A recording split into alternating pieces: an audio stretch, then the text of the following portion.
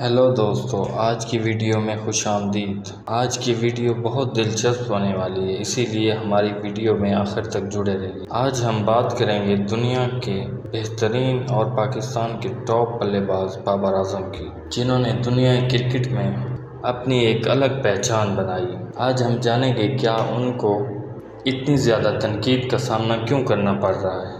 اس کی سب سے بڑی وجہ یہ بھی ہے کیونکہ وہ پاکستان کے سب سے بڑے بلے باز۔ اس ٹائم دنیا میں 4-5 ٹاپ بلے بازوں کا نام لیں تو بابر اعظم اس میں پہلے، دوسرے یا تیسرے نمبر پہ ضرور آتے ہیں۔ اتنی پرفارمنسز کے باوجود اور اتنی کنسسٹنسی کے باوجود بابر اعظم پہ تنقید کیوں کی جاتی ہے؟ ان پہ تنقید کرنے کا مقصد یہ ہے کہ بابر اعظم کا نام استعمال کرنے سے، ان پر تنقید کرنے سے ریٹنگ کافی زیادہ آتی ہے، اسی لیے ہمارے سابق کرکٹرز اور یوٹیوبرز وہ بہت زیادہ تنقید کا نشانہ بابر اعظم کو بناتے ہیں۔ اس لیے دوستو، ہمیں ان پہ تنقید کرنے سے پہلے یہ سوچنا چاہیے کہ انہوں نے ہمارے پاکستان کے لیے کتنی زیادہ پرفارمنسز اور پاکستان کا نام کتنا بڑا کر دیا ہے۔ آج بھی ہم دنیا کے ٹاپ کرکٹر سے بات کریں تو وہ بابر اعظم کو بہت ہائیلی ریٹ کرتے ہیں۔ جیسے وراٹ کوہلی کے انٹرویوز ہم دیکھیں، اس میں وہ بابر اعظم کی بہت زیادہ تعریف کرتے نظر آتے ہیں، کیونکہ اللہ تعالیٰ نے بابر اعظم کو ایک خاص ٹیلنٹ سے نوازا ہے۔